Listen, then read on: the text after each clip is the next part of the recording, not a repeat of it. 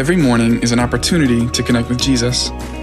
Whether you're looking to get started or looking to grow more, DDPC is for you. Join us as we connect with Jesus together.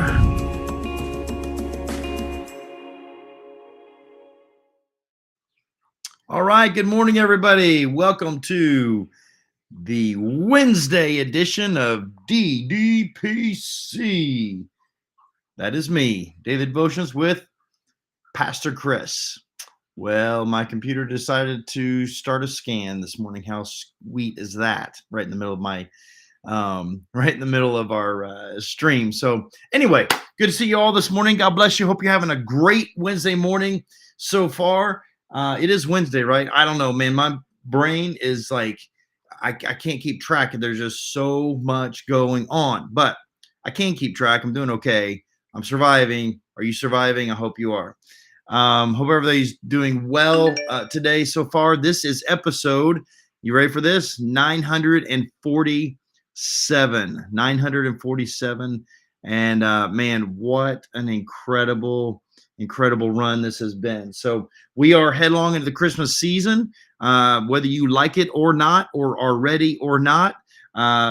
Whether you are, into it, deep, or whether you are a Grinch, there is no mistaking that Christmas has arrived. So welcome to the season. I hope that it brings you some joy. So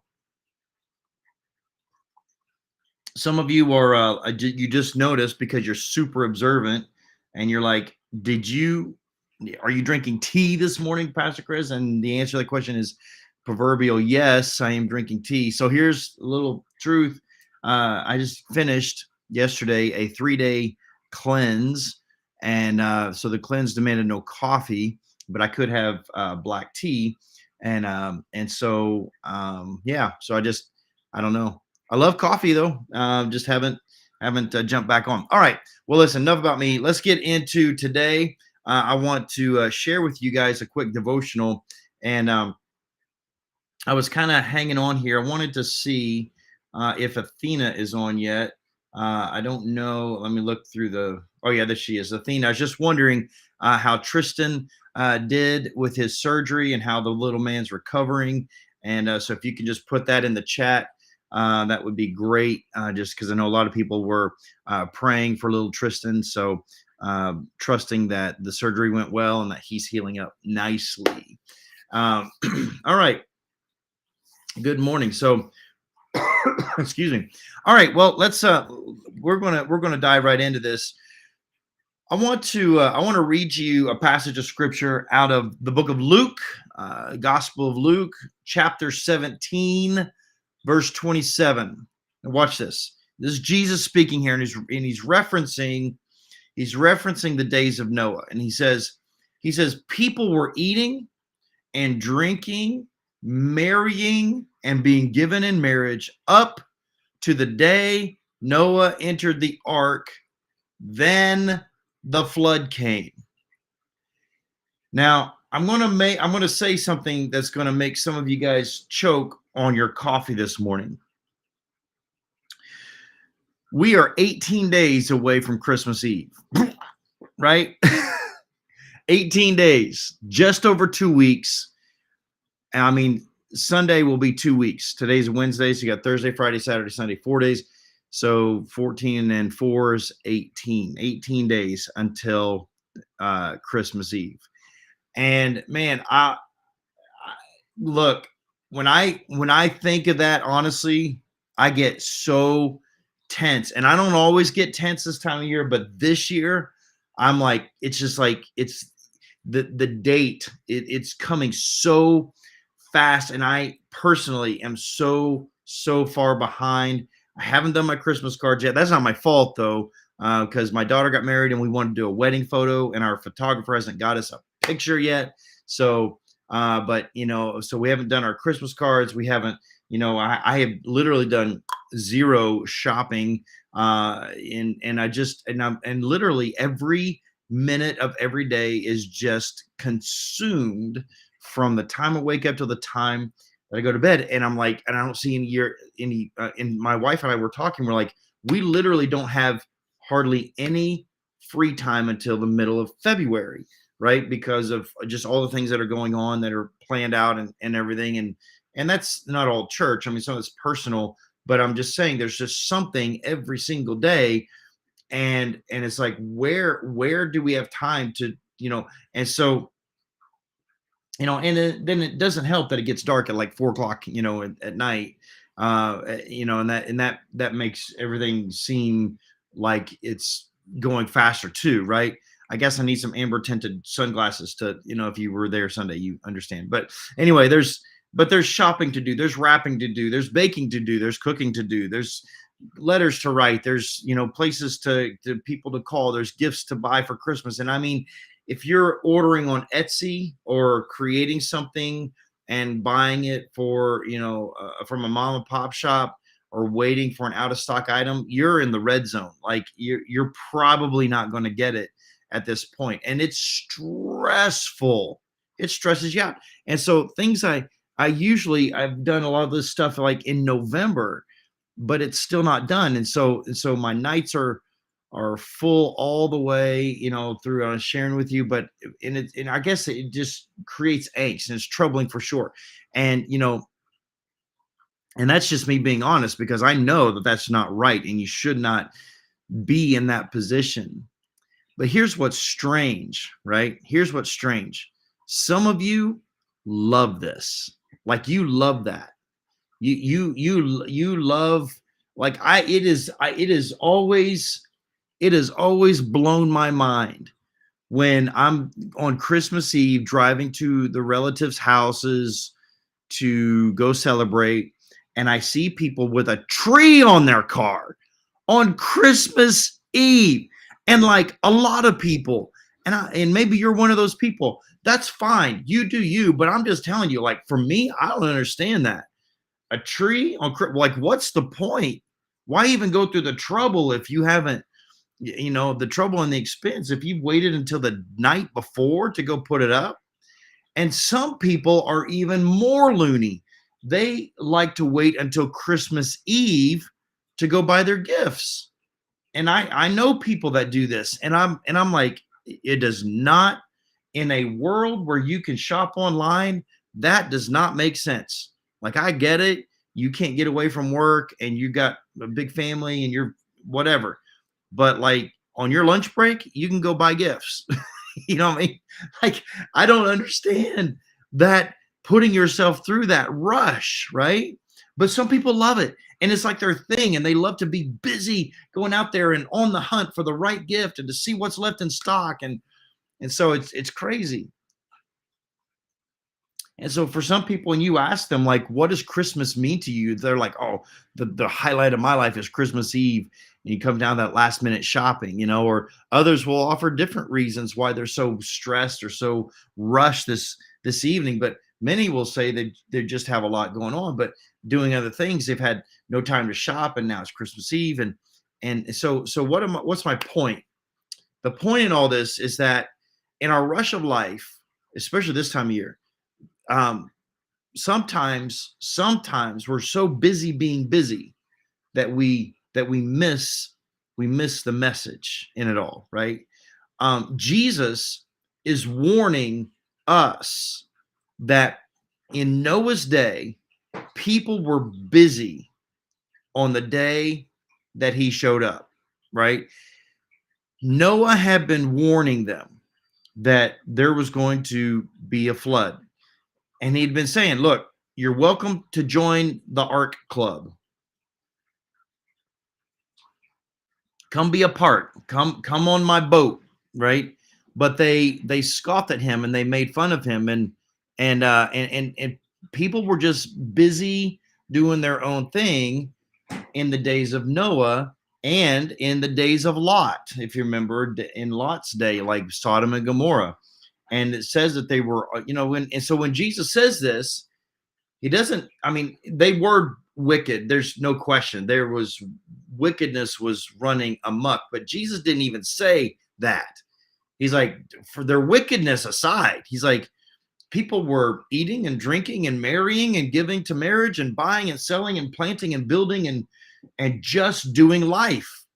And they're just going about their daily lives, busy with all sorts of activity, but not recognizing the signs of the times in which they live. You know, we Christmas, commercial Christmas can be so distracting that we get caught up in the quote unquote holiday spirit, and we miss the purpose of who came, right? We often keep ourselves in a very similar busyness, even when we know that a special deadline is approaching. We know Christmas is coming, but we still leave some of our preparation to the last minute. Jesus shares a story in the Gospels about the virgins that were waiting on the groom.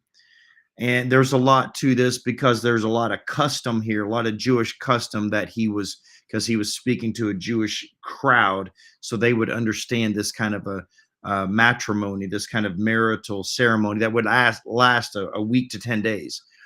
But the bride would the ladies had to wait with candles and keep their candles lit for when the bridegroom came into the city, but it could take days. And so at night they had to be prepared, because you couldn't just, it wasn't like today. You couldn't just go to Walmart and buy more oil or buy another wick. Like, businesses closed down, and you couldn't, you know, if you weren't prepared, if you didn't have enough oil or enough wick to be trimmed, then your light would go out. And when the bridegroom came, you would be left. And that was his point. It's like, are you prepared for my coming? Or are you too hurried and too rushed to be prepared? So on this Christmas season, may we set aside some of the busyness and simply enjoy the gifts that God has given us. I want to tell you, I have lights on my house, and some of my clips, I'm, you know, you don't see a lot of this out here, but where I grew up, every light is perfectly in place, and my lights are like that. But that's because I have a clip on each one of them, and the weather has decayed some of the clips, and so they're just lying down. And every time I see it, I'm like, every time I pull my driveway, I'm like, this looks terrible. You know, I need to get it fixed. And I'm like, I don't have time to get it fixed. I don't have time. And at some point, I'm just going to say, you know what? It's okay. It's all right. Good enough is good enough. And I think sometimes we just need to separate the emergent from the important, because even though something might be vying for your time right now in the minute because it's quote unquote an emergency, it may not be as emergent as you think it is. Maybe there's something that's really, really eternally important that you need to set the emergent aside and reprioritize and make sure that you deal with the important. Because the truth is if we miss Christ in Christmas, that's as offensive of or as consequential as those who were marrying and given to marriage and buying and selling and building crops on the day that the rain started in Noah's flood. You're going to miss out on a blessing because it's going to float away. It's time to get on board, guys, and make sure that Jesus Christ is our sole focus this Christmas season. And I'm preaching to this choir. So understand, I'm not condemning anybody. I'm preaching to myself, and you've had the opportunity to listen. So, all right. Well, thank you guys for giving me some of your morning. I want to say some quick hellos today. Good to see on today Brian Budd and Mark G and Narda Allen and Tamara and Colburn's Cuts. Good to see you, Colburn. Nice to have you today. Samantha Endress on with us today. Diane Riley, Timothy Jones, my man, Tim, I need to see you, buddy. I miss your bear hugs, bro. But when you do see me, don't break my back. Just take me right to the brink, okay? All right. Grace Jimenez, good to see you. Elizabeth Orlando, nice to see you today. Izzy, nice to have you on. Esther Grantham and Kelly Robertson and Sandmar, nice to have all of you today. Good to see Tom Jagoda and Colette and Lauren Green and Louise Poole and Eileen Thoma and Betty Diaz. And Athena says that Tristan is doing well after the surgery. So thank you for that update. Melissa on today. Good to see you, Len Pace, Gene Hickman, Daniel Lozo. Nice to have you on, my friend. Scott Dobler on with us. Tara Rose today. Kim and Joe Sikelski. Yvonne and Denise LeBlanc. Marty Main. God bless you. Starting off the day with right. So amen. Good to see Deb Click and John Cookson. Did you guys see me just go back? That's my eyes. I need to be wearing my glasses. I'm not even sure I know where they are anymore. I don't even wear them, and I'm losing them. That's a bad sign, I'm pretty sure. Sherry Blakeman, good to have you on. You have a blessed day too, Tim. God bless you, man. Sherry Blakeman, good to see you. Let's see here. Anne Marie Griffith, nice to have you on today. Recovering home the rest of the week. Okay, that's good. Jimmy and Jimmy Gore. He says hello to PC and the DDPC crew. Tina Poe, nice to have you on today. Jenny Lapone, nice to have you on. Andrea Claben, nice to see you today. Rocco Baldino on with us. God bless you, Rocco. Good to see all of you this morning. No. I think that's it. That's all I got. That's all that I see. Might be missing some people, but I didn't see my dad. I didn't see Joe Duhamel. I didn't see a lot of our regulars on. My Aunt Cindy. Do you guys even see Cindy on there? I don't see her. My goodness, missing a lot of people today. Maybe they're out rushing, trying to in the Christmas rush. Anyway. God bless you. Have a wonderful day. I will see you. Jeanette, will I see them tomorrow? Yes, I will see you tomorrow. God bless. Bye-bye.